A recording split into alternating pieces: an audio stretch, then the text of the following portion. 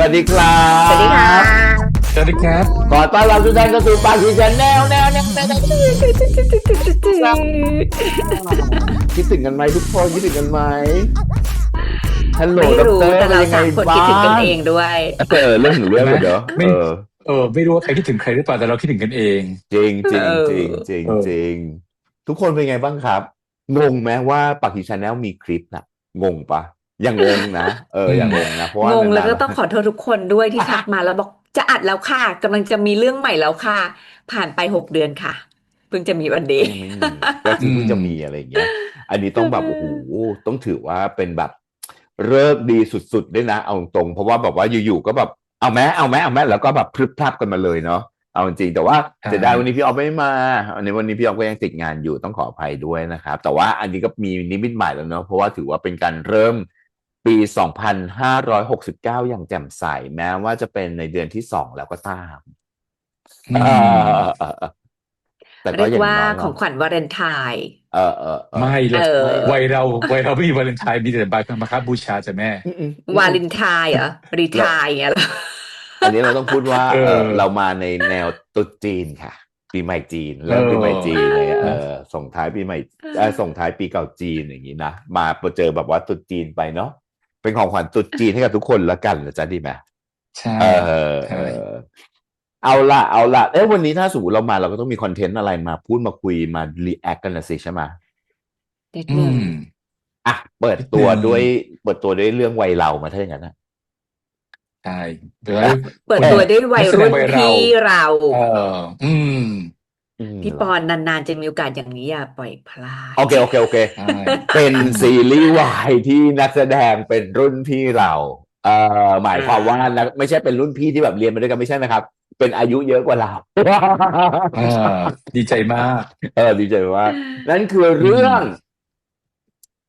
คืนนี้ผมนอนไม่ คื ห น ลับใช่ไหม นี้ผมนอนไม่ได้หลับ อ่า ใช่คืนนี้ผม ภาษาอังกฤษ อ่า ภาษาอังกฤษคือ Hard Nights เนาะโอ้อันนี้ก็ อืม เป็นที่กล่าวขานแต่บอกตามตรงว่าเรายังไม่ได้ดูบอกว่าเป็นแบบว่าคู่ อย่าง จิ้น เหมือนกัน สูงวัยใช่ไหมเขาเรียกว่าคู่จิ้นสูงวัยปะนะ คู่จิ้นสูงวัย ฟ้าตายแล้ว โอ้โหตายแล้วถ้า เรียกว่า สมมุติ คู่จิ้นรุ่นใหญ่ดีกว่าพี่ปอน น่าเกลียดผมไม่ใช่น่าเกลียดคือแบบว่าน่ากลัวเนาะคือพูดแบบว่าคู่จิ้นสูงวัยแล้ว2 คนนี้สูงวัยแต่ก็ไม่ได้ต่างกว่าเราต่างกว่าเราเยอะนึกออกปะ ใช่ที่บอกว่า อืม เรียกว่าอย่าใช้คำนั้นเพราะสะเทือนทั้ง3อย่างแรง รุ่นใหญ่แล้วกันใช้คู่จิ้นรุ่นใหญ่แล้วกันเนาะถูกต้อง แล้วก็ฝีมือตอนก่อนหน้านี้ของทั้ง2 คนที่เขาเล่นมาเนาะทิ้งผลงานไว้ก็แบบเป็นที่ชื่นชมแล้วก็โอ้โหหนักหนาสาหัส แต่พอมันเล่นเรื่องมาเล่นเรื่องแบบเรื่องนี้เนาะเป็นซีรีส์วายเนาะก็ไม่แน่ใจเหมือนกันเนอะว่าแบบว่าโหเพราะ2 คนนี้คือชายแท้คิดไม่ออก แท้ ต้องใช้ คิดไม่ออก ใช่ เลยว่า อืม เคมีจะเป็นยังไง จริง เออ ถ้างั้นเราไปดูกันเลยปะล่ะ เออ ไปนะถ้างั้นไป จัด เลย ไป ครับ จัดไป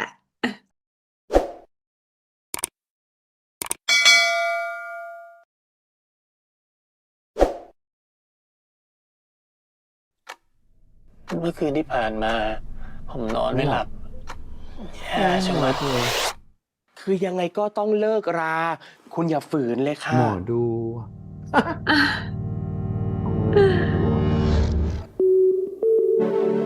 ผู้ที่2 คนนี้เราเริ่ม ค จาก วามสำเร็จของอ้นอะมาจากงานเก่าๆแค่นั้นอะจีจะยังชอบอ้นอยู่ไหมอะ วันเสาร์เนี่ยไปบ้านจีอีกทีนะ แน่จียายอ้นไปจริงๆอ๋อ พามาดูตัวตั้งหลายคนแล้ว ไม่เห็นสนใจสักทีแต่พี่จีเขาไม่มีเมียสิเขามีแต่เพื่อนสนิทอะแล้วพี่จีจะพาใครไปทำคลิปหรอกพ่อ มึงต้องหัดไว้ใจแฟนมึงบ้างเปล่าเนี่ย ถ้าอีพี่ตีคิดจะเลิกกับมึงจริงอ่ะเขาไม่มารอทิ้งมึงกับปีที่ 7หรอก จีจะเลิกกับอ้นใช่ไหม สี่ก็ เธอเป็นดังแสงที่งาม พี่แน่ใจนะครับว่าพี่อยากจะลองแบบนี้ อะไรมันจะเหมือนเดิมตลอดไปไม่ได้หรอก พี่มีแฟนไหมความสัมพันธ์เนี่ยมันอาศัยความพยายามของคนทั้ง2 คนนะจีอ้นกำลังรู้สึกว่าอ้นพยายามอยู่คนเดียวอะ มันกลายเป็นอดีตไปแล้ว พี่อย่าไปรื้อฟื้นมันเลย ขอโทษเอาตัวไปแกเป็นกระเทยเหรอวะทุเรศวะ ผมจำทุกสิ่งทุกอย่าง แม้ว่าผมอยากจะลืมแค่ไหนก็ตาม ก็ พวกกูพร้อมช่วยเหลือมึงทุกอย่าง ถ้ามึงจะเอา พี่ เรื่ ฤ อ ทธิ์ งกูเอาด้วย วัยที่กำลังโรยราด้วยแรงมาก ไม่ ใช่แต่เกย์กระเทยหรือว่าเพศทางเลือกเท่านั้นนะที่โดนหลอกอ่ะผู้หญิงผู้ชายก็โดน บางทีความรักเนี่ยมันอาจไม่ต้องไปจบลงที่การแต่งงานก็ได้มั้ง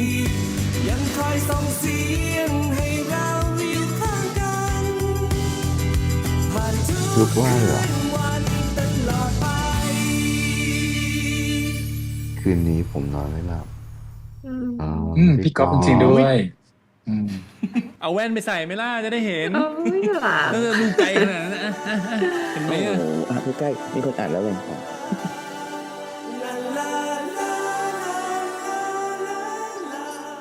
ไทย PBS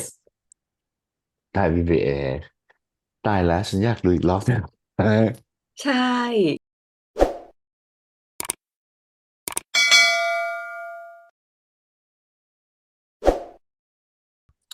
จบแล้วว่าแป๊บเดียวเองอ่ะลืมบอกนะทุกคน อันนี้เป็นเทรลเลอร์เนอะถูกไหม ใช่ครับ official trailer เป็น ใช่ official ครับ trailer เรายังไม่ได้ทำทั้งเรื่องนะบอกก่อนนะเรายังไม่ได้ทำทั้งเรื่องนะ เดี๋ยวจะมาคาดหวังว่าตายแล้วทำทั้งเรื่องหรือเปล่านะเรื่องนี้อะไรอย่างเงี้ย ถ้ามีโอกา รู้ ส สึกว่าออน ถ้ามีโอกา อ ส อนไปหลาย EP แล้วด้วยเพราะว่าเริ่มตั้งแต่วันที่11 มกราใช่ไหม ใช่ มันก็น่าจะไปหลาย EP แล้วแหละแต่ว่า อืม ก็อย่างว่าแหละครับต่อให้เราถ้าสมมติว่ามีโอกาสได้ทำมันจะช้าไปกว่านนั้น แล้วเราจะทำก็ทำก็ไม่ ใช่ ก็คงแบบว่าไม่ได้ตามไปกระแสหรืออะไรเงี้ย แต่ก็เราก็ต้องตามความต้องการของเราเอาใหม่ต้องตามตรงตามเวลาของพวกเราเอางี้แล้วกันนะจ๊ะ เชื่อว่าหลาย ๆ คนที่ดูอยู่ตอนนี้ก็สงสัยจะไม่ทำ พูดอย่างนี้ทุกคลิป พูดอย่างนี้ไว้ก่อนแล้วกันเธอคิดว่าอย่างนั้นได้ เธอจะไม่ว่าเธอหรอก ก็อาจจะเป็นอย่างนั้นแหละ เรามาเริ่มก่อนแล้วกันเนาะด้วยความที่เป็นขออนุญาตเริ่มก่อน ได้เลยพี่ก่อน ด้วยความที่มันเป็นพี่ตั๊กกับพี่หนุ่มเนาะสรุปหมายกันชื่อพี่หนุ่มเนาะ ใช่ใช่ครับ คือจำภาพพี่ตั๊กเนี่ยเอาตามตรงนะพี่อะจำภาพพี่ตั๊กตอนไหนรู้ไหมตอนที่เขามาทำการแสดงตอนที่เป็นตีกลองอะตุ้งแล้วเขาเล่นเป็นพระอาทิตย์อะตอนพัทราวดีเธียเตอร์อะนึกออกปะตอนที่แบบว่าการแสดงอะออนสเตจที่แบบแล้วตอนนั้นที่แบบว่าเสียกล้ามแน่นกล้ามเสียนึกออกปะแล้วเราก็คือได้มีโอกาสได้ทำงานอีเวนต์เนาะเราก็จะได้เห็นแบบพี่ตั๊กในออนสเตจหลากหลายรูปแบบมากอะไรอย่างเงี้ยแล้วโหเป็นบุคคลที่เอาตรงๆนะเมื่อก่อนจะรู้สึกว่าแบบว่า ถ้าจะเลือกนักแสดงสักคนหนึ่งเนี่ยที่มีบอดี้ไลน์สวยๆเนี่ยจะเลือกพี่ตั๊กก่อนเลยเพราะบอดี้ไลน์ของพี่ตั๊กโอ้โหตอนนั้นคือแบบจำได้เลยตอนตีกลองแบบพัทรวดีเธียเตอร์ที่มันดูแล้วรู้สึกเป็นแบบเป็นพระอาทิตย์แบบวุ่งเล่นกองใหญ่อ่ะโอ้โหตอนนั้นที่แบบว่าไทโกะกำลังมาแรกๆอะไรอย่างนั้นเลยนะนึกออกว่าแบบทำการแสดงที่มันเหมือนแบบการแสดงใหญ่ๆสำหรับพิธีเปิดอะไรอย่างเงี้ยมันจะต้องแบบอลังการอะไรอย่างเงี้ยแล้วพอพี่ตั๊กมาเล่นแบบนี้แล้วก็หลังจากนั้นก็จะเห็นพี่ตั๊กในวงการที่ไม่ใช่ละครเวทีเนาะก็จะเห็นในจอแก้วในจอภาพยนตร์อะไรอย่างเงี้ยนะครับแล้วก็รวมถึงทีวีเนาะเราก็รู้สึกแบบโอ้โหตายละมันมีความเป็นนักแสดงเธียเตอร์อะนึกออกปะคือมันมีความลึกในคือถ้าถือว่าคนที่ผ่านงานการแสดงแบบสเตจมาแล้วมาเล่นทีวีอะเราจะรู้สึกได้เลยว่าเฮ้ยคนนี้มันจะมีลูกเล่นอะไรบางอย่างที่มันดูไม่ใช่แค่แบบครอบหน้าปั๊บแล้วเล่นเลยน้ำตาไหลเคาะอะไรอย่างเงี้ยมันจะต้องมีอะไรบางอย่างที่มันในตาที่มันจะดูแล้วแบบสื่ออารมณ์ได้มากกว่าปกตินึกออกปะคือไม่หมายความว่านักแสดงทีวีมาแล้วแบบว่าเราจะไม่ชอบนะบางคนก็แบบผ่านฝีมือเคี้ยวกรรมมาจนแบบว่าข้างในมีประสบการณ์นั้นนี่นู่นอะไรอย่างเงี้ยเนาะแต่พอพี่ตั๊กเราจะเห็นพี่ตั๊กเวลาเล่นอย่างเงี้ยคือสมมุติว่าโคสอัพเข้าไปปุ๊บเนี่ยในแววตานี่มันคือโกรธอะแต่โกรธของเขาอะมันจะมีที่มาว่าโกรธเพราะอะไรรู้สึกแบบนี้เพราะอะไรมันไม่ได้โกรธเพราะว่าตัวละครกำลังรู้สึกโกรธอะแต่มันกำลังจะบอกว่าเฮ้ยบริบทรอบข้างเขาอะมันทำให้เขารู้สึกอะไรเงื่อนไขที่เขากำลังแบกไว้อะมันคืออะไรและสิ่งที่เขากำลังแสดงออกอะมันคืออะไรมันไม่ใช่แบบฉันโกรธอย่างเงี้ยนึกออกว่าอารมณ์แบบประมาณนั้นอะไรอย่างเงี้ยมันทำให้เรารู้สึกว่าบริบทรอบข้างของตัวละครเนี่ยมันเขาอยู่กับอะไรตอนนั้นอะสภาวะที่เขาต้องมันถึงออกมาเป็นแบบนั้นบนสีหน้าและแววตา เขามี ของ วิธีการนำเสนออารมณ์ อะไร ใน อย่างเงี้ย อีก เอ ใน อ แบบหนึ่ง ซึ่งพอมันเป็นแบบนั้นแล้วเรารู้สึกว่าแบบมันมีเสน่ห์จังสำหรับตัวละครที่ถูกนักแสดงคนนี้นำเสนออะไรอย่างเงี้ยมันดูแบบมีเสน่ห์จังเลยอะไรเงี้ยแล้วพอมาประกอบกับพวกเรารีแอคพวกซีรีส์วายเนาะมาเยอะหลายเรื่องแล้วอะไรเงี้ยแล้วก็พักไปนานหลายเรื่องแล้วเหมือนกัน หลายปีแล้วเหมือนกันอะไรเงี้ยแล้วกลับมาอะไรเงี้ยแล้วก็มาพูดมาคุยเรื่องแบบเฮ้ยมันมีว่ะมันมีแบบว่าคู่จิ้นรุ่นใหญ่ว่ะ คือมันมีแบบนิยายที่มันทำไม่ใช่จะบอกว่าเป็นนิยายไม่รู้เหมือนกันว่าเป็นนิยายมาก่อนหรือเปล่านะแต่ว่ามันมีซีรีส์เรื่องเนี้ยที่มันเป็นแบบคู่จิ้นเรื่องใหญ่อะไรเงี้ยรุ่นใหญ่อย่างเงี้ยแล้วเอาพี่ตากับพี่หนุ่มมาเล่นน่ะพี่หนุ่มเมื่อก่อนก็เป็นนักร้องเนาะนะใช่ไหมร้องเพลงอะไรนะ ใช่ครับวอนซะแล้ว วอนซะแล้วว อ่า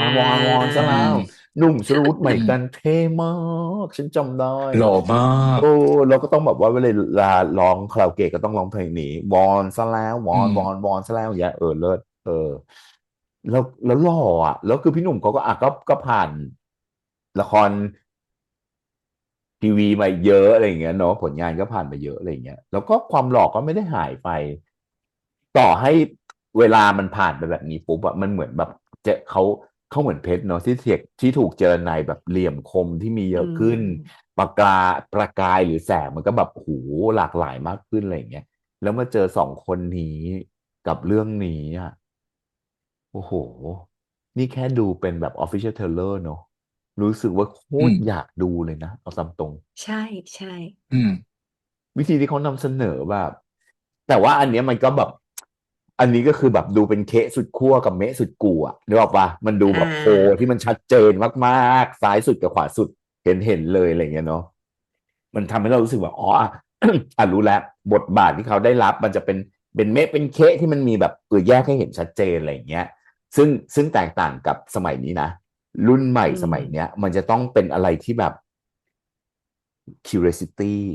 เธอเป็นอะไร เธอยังไงนะสิอย่างนี้เนอะวะคือเป็นตัวละครที่มันจะแบบไม่รู้ว่าจะใช้ชื่อคำไหนเริ่มต้นก่อนอะถ้ามันเป็นโพลปกติของซีรีส์วายอะไรเงี้ยเนาะมันก็จะต้องมีตัวแบบว่าพระเอกก่อนแล้วค่อยนายเอกเนกอะปะสำหรับนักแสดงอะไรอย่างเงี้ยนึกออกไหมอารมณ์แบบนะแต่เดี๋ยวนี้คือมันจะต้องเป็นอะไรที่แบบ มีความไหลลื่น ไม่ได้มีความไหลลื่นอย่างเดียวนะ คือถ้าเล่นออกมาปุ๊บอีสองตัวละครเนี้ยพอมันออกมาปุ๊บเนี่ยมันมาชนกันปุ๊บเนี่ยไม่รู้นะว่าจะต้องเรียกชื่อใครก่อนด้วยซ้ำนะนี่คือแบบกำลังมาเรื่องนี้นะกำลังมานะตอนเนี้ยที่มันกำลังมามันควรจะสมมุตินะจะเป็นแบบว่าป๊อปเจมหรือเจมป๊อปอย่างเงี้ยมันจะมาอันไหนก่อนอย่างเงี้ยคือไม่รู้เลยจริงๆตอนเนี้ยมันจะต้องเป็นแบบเนี้ยมันถึงจะมีเสน่ห์และตอนเนี้ยซีรีส์เรื่องแบบเนี้ยกำลังมาแล้วกำลังจะออนอารมณ์แบบประมาณนี้ พอมันเจอแบบนี้ปุ๊บในความหมายความว่าในตอนที่พี่ตั๊กกับพี่หนุ่มเล่นเนาะเราเห็นโพลที่ชัดเจนปุ๊บอะแล้วเขาคือมันเหมือนแบบมีเรื่องราวในสมัยวัยเราเนาะอันนี้ตามตรงเนาะวิธีการเล่าเรื่องมันเหมือนแบบอาจจะแบบมีการย้อนอดีตนิดหน่อยหรือเปล่าเพราะมันเขาเขียนไว้เป็นว่าเป็นนะรอยร้าวในอดีตใช่ไหมอะไรอย่างเงี้ยมันอาจจะต้องมีอะไรเป็นเรื่องราวแล้วก็การครบแบบ7 ปีที่เรารู้สึกว่าเลข7นี่เป็นเลขอาถรรพ์จำได้ไหม ใช่ อารมณ์แบบประมาณนั้น เลข 7 อาถรรพ์ของการคบกันอะไรอย่างเงี้ยแต่การกระทั่งอาถรรพ์7 ปีกับอายุเท่านี้อ่ะมันเท่ากับว่ามันไปเริ่มคบกันตอนอายุ40ปะวะนึกออกปะมันก็แก่แล้วนะนึกออกปะมันก็ไม่รู้ไงว่าไอ้ที่ก่อนที่เขาจะเดินทางมาเจอกันแล้วก็เริ่มคบกันมันเป็นยังไงอะไรเงี้ยนึกออกไหมเราก็ไม่รู้จริงๆแต่ว่าเจอสภาพปุ๊บเนี่ยเอาตามตรงนะเห็นแล้วรู้สึกได้เลยว่าแบบว่า2 คนเนี้ยมันต้องแพ้ทางหมาเด็ก รู้จักหมาเด็ เห็ ก น ไห อ ม ยู่ ทุก นะ คน อ่า เพราะมันมีตัวที่เข้ามาที่แบบว่าพี่ตั๊กก็จะเจอน้องหนุ่มคนหนึ่งเนาะที่เป็นนักว่ายน้ำที่ยืนสระว่ายน้ำเนาะอีก โซ่แทรกกุญแจมือเปล่า อีกพี่หนุ่มอีก อันนั้นก็จะเป็นอีกอันหนึ่งฮะแต่ว่าพี่หนุ่มก็จะเจออีกคนหนึ่งที่เป็นเทอราปิสป่ะเป็นนวดป่ะนะคือเห็นแบบเหมือน ไม่ ที่ ชัดเจนแต่ว่าป เหมื ระ อน มาณ แบบ นั้ ที่ นแห เห็ ละ นแบบไม่รู้ว่ามันมีป้ายชื่อตรงนี้แล้วดูไม่รู้ว่าอะไรยังไงนะแล้วที่ถามว่าพี่มีแฟนไหมอ่ะใช่ป่ะ มันรู้สึกว่าคำถามเหล่านี้มันเป็นคำถามของหมาเด็กนึกออกปะที่มันจะเป็นแบบอารมณ์เหมือนแบบขี้อ้อนที่หมาแก่ไม่ทำอ่ะ มันไม่มี energy ไงอยู่กับคนแก่หมาแก่งอมมันจะแบบไม่มี energy ไม่แบบว่ากระชุ่มกระชวยพออยู่กับหมาเด็กมันจะรู้สึกแบบ energy มันสูงนึกออกไหมอารมณ์เหมือนแบบอยู่กับโกลเด้นกับอยู่กับอะไรอะอยู่กับอะไรอะเดี๋ยวพิท เท บู อ อะ เรีย อะไรอย่างเงี้ยมันคนละเรื่องกันนึกออกปะโกลเด้นมันจะ alert อะไรเงี้ยมันจะเข้ามามันจะซุกมันจะไซส์มันจะเข้ามาหาอะไรอย่างเงี้ยเนี่ยมันน่าจะเป็นอารมณ์ประมาณเนี้ยแล้วน่าจะต้องแพ้ทางแล้วก็มีคอน FLICT จากเรื่องราวเหล่านี้ อืม มันเหมือนมันมีข้อเปรียบเทียบของคนที่เข้ามาในชีวิตอะ อืม และอีหมาเด็กสมัยเนี้ย ฉันพูดเลยนะ สู้มือ เขาซื้อมือจริงๆเขาซื้ พี่ อมือ ปอน จ ค่ะ ริ ก ง รุณาอย่าเรทค่ะ ๆเออ ไม่หมายถึงว่าสู้มือหมายถึงไม่อยู่ เข้า ใน ใจ ทาง เข้าใจ อันนี้ อื นะ ม มันเหมือนกับจะบอกว่าไงดีอะคือมันรู้ เขาไม่ได้บอกว่า ว่า มา รุ่นอ เหนีย ย่าม งเรา มาเหนี อะ ยม ขา อา ด ยเหนียม อะ อะไร ไรอยู่อ่ะ เออ อืม แล้วมัน เขา เล่ รุ น ก เก หนัก ม มาก เป็ นะ นแล้วเล่นเกมเป็น ใช่ แล้วรู้ว่ามันจะปั่นหัวเรายังไงอะเอางี้เถอะเอางี้แล้วกันใช้คำนี้แล้วกัน มันรู้ว่ามันจะ เพิ่ง ปั่ โด น น หั ปั่ วน หั เรา ว อ มา ย่าง เหรอ ไร พี่ปาน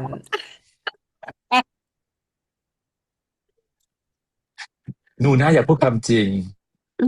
ไม่ฉันไม่ได้โดนใครปั่นหัวง่ายหรอกอืมของพี่ก็จะประมาณนี้ ก็จะรู้สึกว่าน่าติดตามแล้วรู้สึกว่ามันแบบเฮ้ยมันมีคอนฟ lict มันมีอะไรที่มันเป็นเรื่องที่มันอยู่ในรุ่นราวคราวเดียวกันที่ทำให้เรารู้สึกได้แบบโอ้โหดูแล้วแบบสีใช่ กลิ่นใช่ โทนใช่ คนเล่น อื ใช่ ม อะไรอย่างเงี้ย มันดูแล้วโอ้หมายถึงใช่หมายความว่าใช่ในบริบทที่เราเคยเติบโตมาเนอะประมาณนั้นอืมอ่ะเริ่มละของพี่จบไปแล้วก็เหลือของด็อกเตอร์กับป๊อปแหละพูดยืดยาวนะขออภัยจริงๆแต่ว่าไม่ได้มานานก็ฟังกันไป แต่ว่าไม่อยากฟังก็สกิปไปจ้ะ ในการบอกก่อนแล้วกันนะ อ่ะ ได้เลยหนูน่า อืม ไม่ ก็ ได้ยินคำนี้มานานแล้วนูน่านะ ห่างหายไปนาน สมองมีความแบลงก์ แรงมาก คือ อย่างว่าเนอะพอเราเห็นปุ๊บอะสิ่งแรกที่แบบคิดเลยคือแบบอย่างน้อยนะ เราได้ดูการแสดงฉ่ำๆนะเออที่ก็ไม่ผิดหวังแฟบๆ2 นาทีเราก็รู้สึกว่าพี่ปอนอธิบายไปหมดละเรื่องทำไมมันถึงมีการรูปแบบการแสดงอะไรยังไง ซึ่งเห็นด้วยทุกประการแล้วก็ไม่มีอะไรเติม แรงมากฉั แต่ นพูดอะไรไปวะ คือดูโดยรวมแล้วว่าดูเพลินมากแล้วแบบมันเป็น2 นาทีที่รู้สึกว่าเหมือน30 วิเลย จริง อืม เร็ว จริง มาก จริ ไป ง เร็ว จริง มา เร็ว ก องค์ประกอบทุกอย่างคือมันไม่มีอะไรที่มันกระเด้งโดนตาแล้วรู้สึกเจ็บ แล้วก็ละมุนละม่อมกลมกล่อมไปหมด สีโทนสีที่ใช้มันมีความแบบสีโทนอุ่น สีเอิร์ธโทน ซึ่งมันเหมาะสมกับเรื่องราวเหล่านี้ เพราะว่ามันจะเป็นเรื่องความรักเรื่องหนึ่งที่ จะดูเพลินแต่ขยี้น้ำตาแตกอะอารมณ์นั้นอะ อืม เออมันจะมาแบบพรังพรูจะร้องไห้ด้วยความดีใจร้องไห้ด้วยความเสียใจร้องไห้ด้วยความผิดพลาดร้องไห้ด้วยเรื่องชีวิตคือมันจะมีหลากรสในเนี้ยที่ป๊อปเห็นนะมีเห็นอมิตรภาพเห็นมีการแบบว่าอ่านเด็กๆตึ้งแล้วก็เป็นรูปตอนเด็กใช่ไหมแล้วก็มีความเป็นเพื่อนผู้หญิงที่มันเป็นแบบเนี้ยพอถึงวัยหนึ่งของชีวิตอะมันไม่ต้องเอาผู้หญิงมาเล่นกับเรื่องวายในกรณีที่จะมาเป็นผู้หญิงคนหนึ่ง หรือจะเป็นกรณีความรักละมันเข้ามาในเรื่องของมิตรภาพที่ยาวนาน อืม เออ แล้วแบบสิ่งหนึ่งประโยคหนึ่งที่แบบเข้าหูเราชอบมากๆเลยก็คือโอ๊ยปัญหาความรักมันไม่ได้มีมันมีทุกเพศทุกวัยนั่นแหละ เออ อืม มันเป็นคำพูดของคนวัย เหล่า ใหญ่ อืม ที่มันผ่านประสบการณ์ชีวิตมาแล้วระดับหนึ่งแล้วจะเข้าใจว่ามันทุกเพศทุกวัยจริง อืม ๆ เออ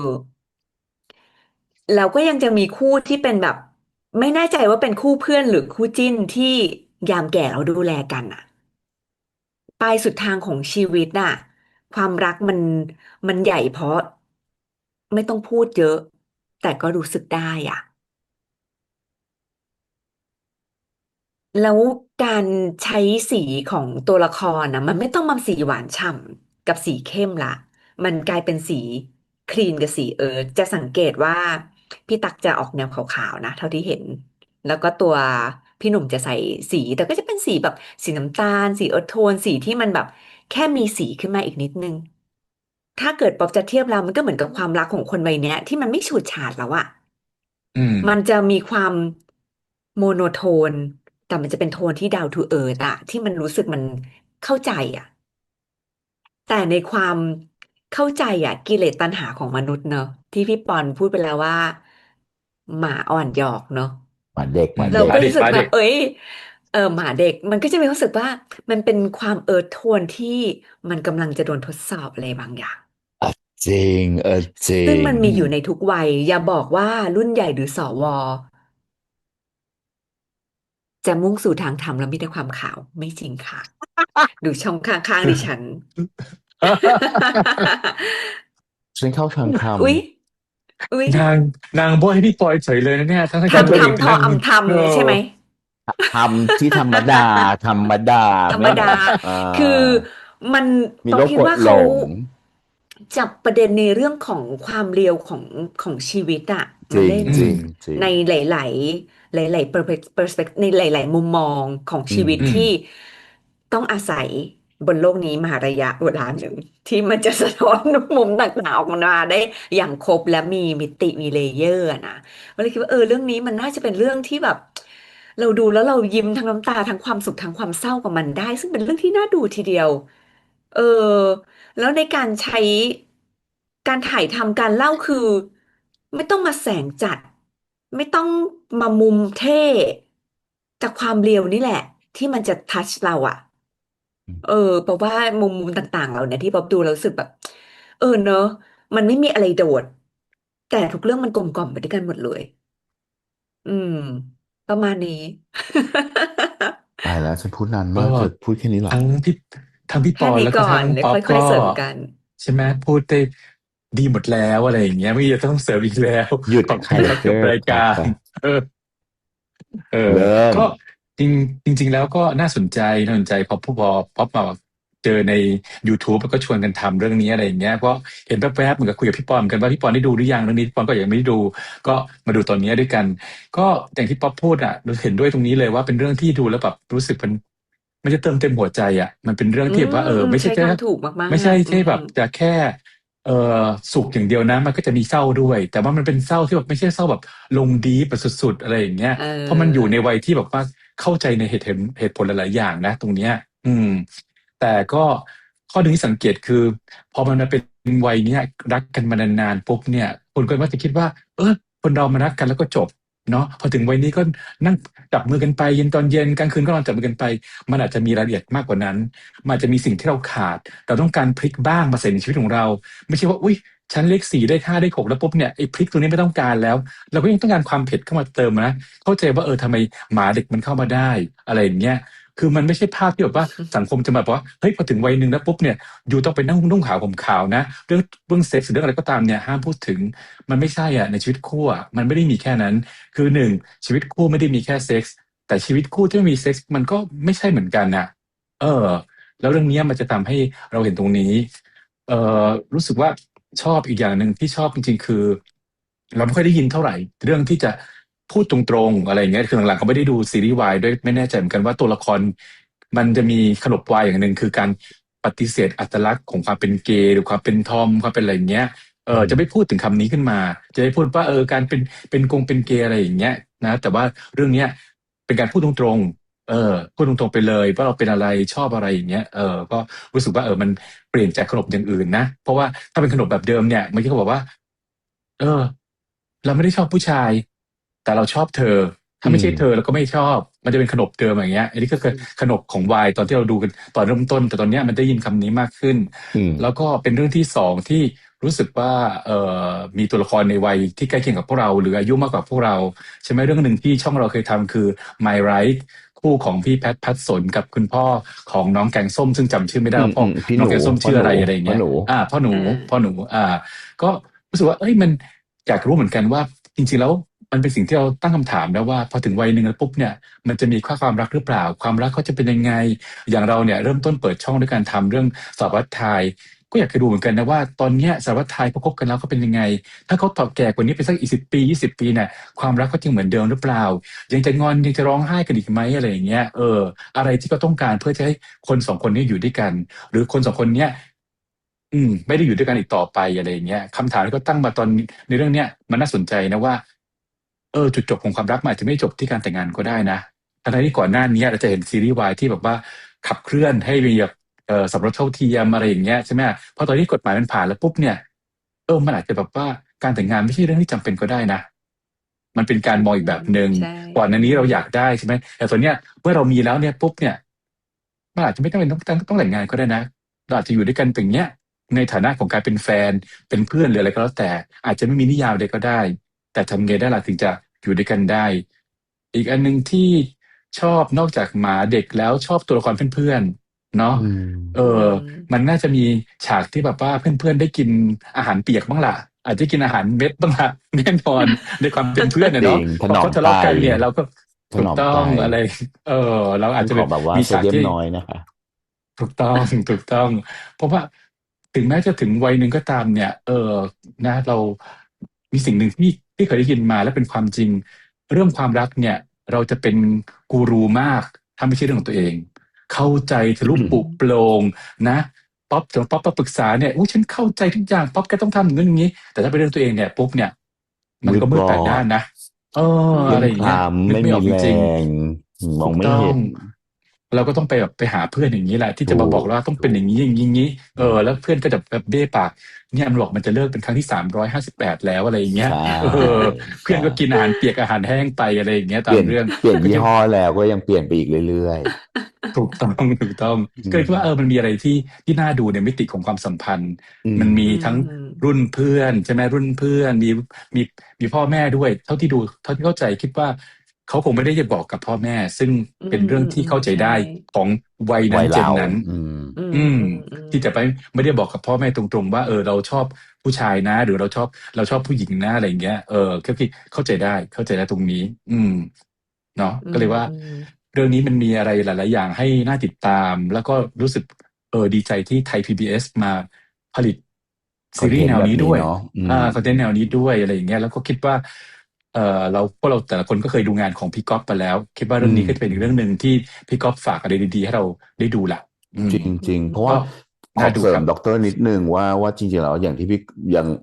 มันมีมุมมองจริงที่เรารู้สึกว่าเฮ้ยมันเป็นมุมมองที่เฉยๆเนาะถ้าเราพูดกันตามตรงนะเราพูดเรื่องเกย์เรื่องกระเทยเลยมันจะเป็นแบบมุมแบบโอ้โหเด็กๆตอนที่เราแบบม.1 ม.2อะอารมณ์แบบประมาณนี้เลยอะไรอย่างเงี้ยซึ่งคำว่าเกย์เนี่ยมันจะเริ่มมีตอนที่แบบเราโตเป็นมหาลัยแล้วด้วยซ้ำมหาลัยเนี่ยยังไม่แน่ใจเลยมันยังมีแค่ตุ๊ดกับกระเทยอยู่เลยหรือเปล่าอะไรอย่างเงี้ยเนาะไอ้เกย์เนี่ยมันเริ่มมาได้ยินแหละได้ยินคำว่าเกย์มันเริ่มมาแต่มันจะเริ่มแบบมันไม่จะแบบไม่สามารถ classify ได้ว่าอันนี้คือเกย์ลูกเกย์หลังจากนั้นมันถึงจะมาเป็นแบบนั้น แต่สิ่งหนึ่งที่พี่รู้สึกก็คือว่าจริง ๆ แล้วว่าเรื่องเนี่ยมันเป็นเรื่องที่ด้วยความที่มันเป็นเรื่องของความรักเนาะมันเป็นเรื่องอาการลิโกอยู่แล้วมันไม่มีห่วงไทม์เวลาอยู่แล้วแต่ประเด็นคือจริง ๆ แล้วว่าพี่รู้สึกว่ามันเป็นเรื่องเก่า เรื่องสมัยหมายถึงว่าสมัยของคนวัยเท่านี้แล้วอะนึกออกปะมันต้องเป็นเรื่องแบบว่าความรักโบราณน่ะแต่วิธีการนำเสนอไม่โบราณเลย ไม่โบ ใช่ ราณเลย มันดูแล้วรู้สึกว่ามันดูรู้สึกว่าเฮ้ยมันเป็นประเด็นใหม่ ๆ ของตอนนี้ด้วยซ้ำที่หยิบยกเรื่องราวเหล่านี้ เช่นคู่จิ้นวัยเนี่ยคู่จิ้นรุ่นใหญ่เนี่ยมาพูดมาคุยอะนึกออกปะแต่ว่านำเสนอแบบไม่โบราณเลย ชอบจังเลยชอบในความแบบดูแล้วรู้สึกแบบว่าเฮ้ยคอนเทนต์มันทัดเราละคอนเทนต์มันทัดรุ่นเรามากเลยนะ ใช่ มันมีความแบบ อืม บริบทรุ่นเรามากเลยนะแต่วิธีการนำเสนออะมันเป็นแบบอันลาเตอร์ไซส์เลยจริงๆอ่ะหมายความว่ามันเป็นมุมมองใหม่ๆมันเป็นวิธีการนำเสนอรูปแบบใหม่ๆจังเลยอ่ะกับคอนเทนต์แบบนี้ที่มันทำให้เรารู้สึกว่าแบบเจ๋งว่ะคือ ใช่ สีมูดโทนวิธีการอ่ะอันดับแรกเลยนะ Official Trailer เนี่ยใน2 นาทีปุ๊บเนี่ยเราเห็นช่องของมันเลย แค่2 นาทีเนี้ยนะเราเห็นช่องของมัน เราเห็น mood and tone ของมัน เราเห็นเรื่องราวโดยเรา foresee ของเราเองในจินตนาการเนอะว่าถ้าเป็นเรื่องราวเหล่านี้มีคนแบบนี้เข้ามามีนั่นนี่นู่นมันจะต้องมี1 2 3 4 5ปมจะต้อง1 2 3 4 5โซลูชันของมัน คืออะไร นี่แหละอืคือมสิ่งที่มันทำให้เรารู้สึกได้ว่ามันใหม่ เพราะถ้าสมมติเป็นเรื่องแบบสมัยที่มันแบบว่า มันเป็นสมัยเรา แล้วมันอืมเอามาเล่าแบบนี้ มันเอามาเล่าแบบเดิมๆปุ๊บเราเดาได้ทันทีโซลูชันมันจะต้องเป็นแบบนี้นึกออกปะนึกออกปะอืมแต่พอมันเอามาเล่าแค่เนี้ยปุ๊บมันแบบเฮ้ย แล้วโซลูชันมันจะเป็นยังไงวะอย่างเงี้ยอือืมันมทำให้เรารู้สึกแบบมีข้อสงสัยในวิธีการนำเสนอของเขาอะมันไม่สามารถแบบอืมดูแล้วเดาได้เลยว่ามันจะต้องเกิดเหตุแบบนี้ มันน่าจะเดาทางว่าน่าจะเกิดเหตุนั้นเหตุนู้นเหตุนี้ แต่เราหาโซลูชันให้ตัวละครไม่ได้จริงๆเพราะว่าวิธีการอืนำเสนอเขามดูค่อนข้างใหม่ จนเราไม่สามารถอืมแบบว่าไปคอนคลูดมันได้อะแล้วพอมันเป็นคู่จิ้นรุ่นใหญ่อ่ะเขาพร้อมที่จะแยกเนกอะปะมันไม่เหมือนคู่จิ้นตอนเนี้ยที่บอกว่าถ้าซีรีส์มันออกมาเธอจะไม่สามารถแยกได้นะว่าออฟว่าป๊อปเจมส์อย่างเงี้ยแยกไม่ได้อย่างเงี้ยป๊อปจะมาอืมกับปอนไม่ได้ป๊อปต้องอยู่กับเจมส์อะไรอย่างเงี้ยอย่างนึกออกปะมันจะต้องเป็นอย่างนี้อ่ะมันจะเห็นโซลูชันแบบนั้นแล้วอ่ะนึกออกปะแต่ตอนนี้เราไม่อืมเห็น เราไม่เห็นเลยอ่ะหรือว่ามันจะจบแบบ tragedy แล้วแยกอ่าหรือว่าแหวกขนบวายไปยิ่งกว่าทุกอย่างเนกอะอะไรอย่าอืงเงี้ยมันลิงก์มแบบน่าสนใจว่ะมันดูใหม่ดีอะไรอย่างเงี้ยชอบจังใช่ เลยชอบใช่แล้วมันป๊อปมีความรู้สึกว่าเหนือกว่าความซีรีส์วายมันคือหนังชีวิตดีๆเรื่องหนึ่งเนอะเนอะเนอะหนังถูกต้องฟีลกู๊ดดีๆถูกต้องเรื่องหนึ่งอืมเพราะว่าในความหยอดรายละเอียดมาให้เราได้ฟังคำสองคำเองแต่เรารู้แล้อืมวว่ามันเกี่ยวอะไรเข้ามาในเรื่องนี้บ้างอย่างได้ยินคำว่าทำกิฟต์ อืมอ่ะซึ่งปกติทำกิฟต์เนี่ยเราจะได้ยินแต่เรื่องผู้หญิงผู้ชายเนาะผู้หญิงท้องไม่ได้เลยต้องทำกิฟต์เออก็อย่างที่พี่ปอนบอกอะมันมีอะไรความใหม่ๆที่มันไม่ใช่เรื่องใหม่แต่มันถูกมาจับรวมร่างกันแบบใหม่ๆอืมเล่าแบบใหม่อย่างๆเลยเหรอเออใช่หรือแบบแต่ในขณะเดียวกันมันก็มีปัญหาเดิมๆที่ทุกวันนี้ก็ยังเป็นปัญหาอยู่ในเจนนี้จริงๆอย่างเช่นนัดดูตัวบอกพ่อแม่ไม่ได้อ่าจะโอเคไหมแม่จะโอเคเหรอถ้าฉันไปบ้านอะไรอย่างเงี้ยคือมันมีความระมัดระวังตัวในวัยของเขาที่มันยังเป็นจริงอยู่ในสมัยนี้แม้กระทั่งแต่งงานมันถูกกฎหมายแล้วก็เถอะแต่เราเลี่ยงที่จะปฏิเสธความจริงไม่ได้ว่าสิ่งเหล่านี้มันยังเป็นจริงอยู่ในสังคมอะอืม อืม ใช่แล้วก็เรื่องนี้คือถ้าเราต่างช่วงต่างเวลามันก็จะมองคนละอย่างอย่างไอ้มุมมองเรื่องของหมาเด็กอะอย่างในปัจจุบันเนี่ยเราก็คือหมาเด็กอะคือมันเป็นเรื่องของเทสจริงๆนะถ้ารสนิยมคนที่ชอบหมาเด็กที่ชอบหมาแก่หรืออะไรอย่างเงี้ยถ้าเรื่องนี้ไปเกิดเมื่อประมาณสัก10 ปีที่แล้ว20 ปีแล้วไปทำมันนะคลีเช่มันจะเข้ามาทันทีคือเข้ามาเพื่ออ่จะหลอกคนแก่าอีกคนแก่อ่าที่ถูกหลอกอ่าอีกแล้วเดี๋ยวก็หมดตัวอะไรอย่างเงี้ยมันจะเป็นอย่างนั้นทันทีเลยเพราะฉะนั้นทัศนคติของสังคมมันเปลี่ยนไง การเข้าอ่มาของหมาเด็กหรือาการที่คนจะไปชอบเด็กเนี่ยมันไม่ได้หมายความว่าต่างฝ่ายเป็นแบบอะไรอะเหมือนกับเป็นเฟรนด์ with benefit นะคือต่างฝ่ายต่างได้เรื่องกันและกันมันอาจจะไม่ใช่อย่างนั้นมันอาจจะเป็นความรักที่แท้จริงก็ได้นะมันเป็นเรื่องของอืรสนิยมมจริงนะที่มันเปลี่ยนจากแต่ก่อนใช่ไหมอืถ้าแต่ก่อนม อาจจะไม่ใช่อย่างนี้แน่นอนเตรียมตัวโดนหลอกจ้ะเธอต้องหมดตัวแน่ๆเพราะเด็กหลอกเธออืม ประมาณนั้นน่ะอืมอืมคือด้วยความสัดีมพันดีธ์แบบเนี้ยคือเราไม่รู้เลยว่า relationship ของแต่ละตัวละครน่ะมันจะเป็นแบบไหนนึกออกปะในการที่อืมันออกมาแบบมนี้ปุ๊บแล้วเรารู้แล้วว่าคู่นี้เขาเป็นแฟนกันแต่เราไม่รู้เลยว่าหลังจากนั้นนะเขายังจะคงเป็นแฟนกันหรือเปล่า อืม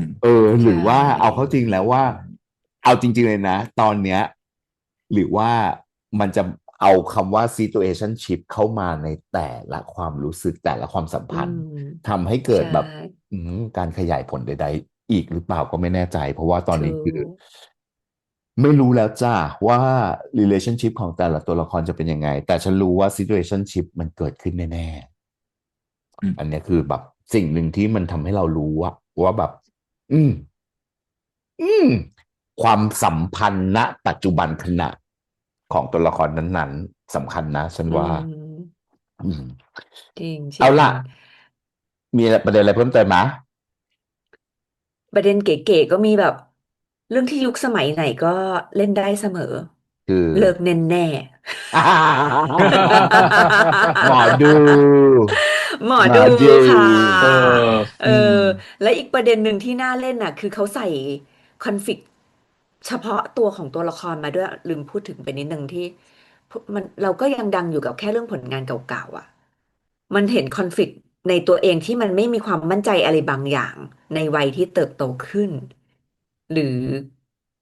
อะไรประมาณเล็กๆน้อยๆที่ป๊อปคิดว่าเฮ้ยเป็นซีรีส์ที่น่าจะปม มีปม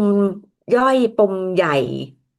ดีเทลอะไรที่มันมีเลเยอร์หลายๆเลเยอร์ให้เราค่อยๆแกะมันไปอ่ะ อืม อืม